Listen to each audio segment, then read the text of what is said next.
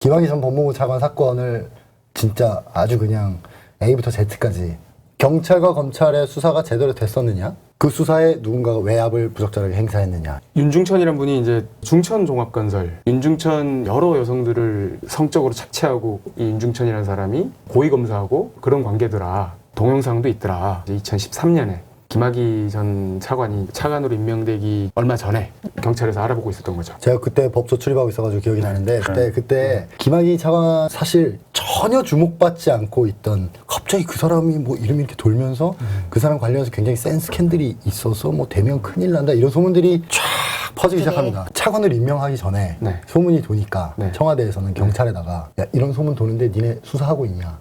라고 물어봤다는 거 아닙니까? 그렇죠. 그런 첩보는 있습니다. 그렇죠. 라고 얘기한 거죠. 곽상도 등의 민정라인하고 그다음에 곽상도, 조응천 등의 이분들이 검찰 출신이잖아요. 네. 검사를 지금 잡을 건데 검찰 출신들한테 우리가 이런 거 저런 거 내사하고 있다는 걸 다 네. 위조할 고조할 얘기해봐야 검찰로 들어갈 거 아닙니까? 그렇죠. 그래서 소극적으로 한 거 아닐까라고 저 법조 소설가가 집에서 생각했어요.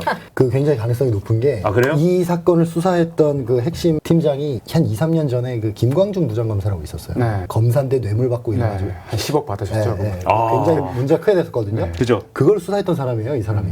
이 사람이 그때도 수사할 때 이 검사라는 사실을 숨기고 끝까지 어떻게 우회해가지고 수사해가지고 결국 검사를 잡았거든요. 네. 경찰들이 결국 검사 수사할 때는 이걸 드러내면은 무조건 이 수사가 어그러진다는 걸 본능적으로 알고 있고 A 씨 같은 경우에는 나는 윤중천에게 상습적으로 강간을 당했고 그걸 촬영당했고 이 촬영할 때 공범으로 김학의가 있었다. 김학의와 이 A 씨의 관계는 오직 촬영만 있습니다. 1차 경찰 수사, 1차 검찰 수사 때 다 김학의가 이분 A 씨를 강간했는가는 보지도 않았습니다.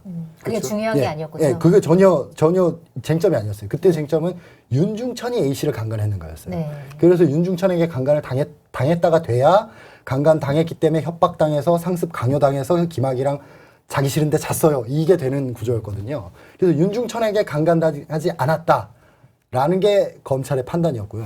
그렇죠. 그러니까 이 여자분이 아니 나는 지금 처음부터 계속 김학의한테 강간당했다는 얘기도 했는데 왜 그건 판단 안 해주냐. 그래서 2014년에 고소를 한 겁니다. 특수강간 혐의로 김학의를. 네. 그때 고소장을 쓴 변호인 얘기로는 개별 행위만 200회 정도에 이르고 네. 그거를 이렇게 하나로 뭉쳐있는 것들을 하나로 묶어서 정리하니까 30회 이르렀다는 거예요. 범죄 사실만. 네. 원주별장뿐만이 아니라 서울 오필, 역삼동 오피스텔까지 다 해서 그렇죠. 네. 이제 그때 처음으로 김학의가 A씨를 강간 혹은 특수강간 했는가가 법에 이제 쟁점으로 처음 올라온 거예요. 네. 그때 근데 검찰은 고소인 조사 한 번 하고 이 사건을 무혐의를 썼거든요. 왜 무혐의를 썼지 보면 1차 때 무혐의잖아. 1차 때는 김학의가 A씨를 특수강간 했는지를 보질 않았어요. 그게 쟁점이 아니었습니다. 김학의의 특수강간 혐의는 다른 B씨에 대한 특수강간 혐의였거든요. 2차 때 김학의가 A를 특수강간 했는가를 처음부터 봐야 되는데 이 여성분 딱 한 번 불러서 4시간 정도 그냥 일반적인 고소사건 조사하듯이 조사한 다음에 그냥 무혐의 해버린 거예요. 사실 이게 수년간 정말 계속 의문이 남는 사건이었잖아요. 아니 동영상까지 찍힌 사람이 계속 거짓말만 하는데 왜 두 번이나 무혐의를 받았지? 심지어 제대로 조사를 안 했잖아요. 그러니까요. 불렀나요? 불렀습니다. 그 조사한 검사분을 최근에 뵀는데 네. 거의 정신이 나가 있어서 제대로 수사를 할 수 없었다는데 김학의 씨가 김학의 전 차관이 예. 뭐 봐준 것은 절대 아니라고 아니, 하는데 다른 사건에 정신 나간 사람은 정신을 죽여버리죠. 정신을 차리게 정신을 못 차린 이때다. 이때를 기회 삼아 아주 그냥. 물한 바퀴에서 갖고 와봐. 찬물 갖고 와봐. 찬물 붓고 정신 안 차려? 이렇게 해갖고 수사하실 거면서. 김학의 전 차관의 조서를 보면은 전부 다 나는 모른다. 만난 적 없고 누군지도 모르고 성관계 모르겠다. 이런 진술을 그냥 다 받아준 거죠. 그런데 이제 이렇게 거짓말하는 분을 태국 같은 데도 이제 여행도 갈 수 있는 그런 환경을 마련해 주시니 심지어 출금됐는지 안 됐는지도 네. 확인도 해주시고. 근데 그거 한겨레 단독 기사 아니었습니까?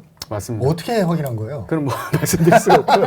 아니 김학의 씨가 비행기 타려고 한다는 걸 밤 12시에 한겨레가 단독 보도를 제가 그날 야근하고 있었잖아요. 야간위원장이 깜짝 놀라서 어떻게 된 거냐. 야근자한테 얘기 좀 야근자한테 전혀 얘기 안 해주고 일단 쓴 거예요. 일단 쓰고 본 너무 거예요. 그래서- 그러면 여기서 김학의가 검찰에 전화해갖고 물어봤어요. 나 저기 나가도 뭐 되냐? 출국 금지냐 아니냐. 검사가 확인해줬어요. 아, 출국 금지는 아닌데. 맞아요? 그게 근데 그게 비슷한 게 그 김학의 출국하려고 시도하기 하루 전날 법무부 소속 법무관 2명이 김학의가 출국 금지에 걸렸는지를 확인을 해요. 어허. 그래서 지금 네. 법무부에서 감찰을 착수했다는 저희가 단독 기사 하나 그 두 떴었습니다. 명에 대해서 오이, 소설을 많이 쓰다 보니까 뭐 하나 때려잡기도 하네요. 네. 근데 그리고- 이분들이 왜 그랬는지 네. 네. 당연히 왜 누구의 그랬는지. 부탁을 받고 확인했겠죠. 네, 그래서 그거를 음. 이제 확인해 준 분이 한결에 찔렀다.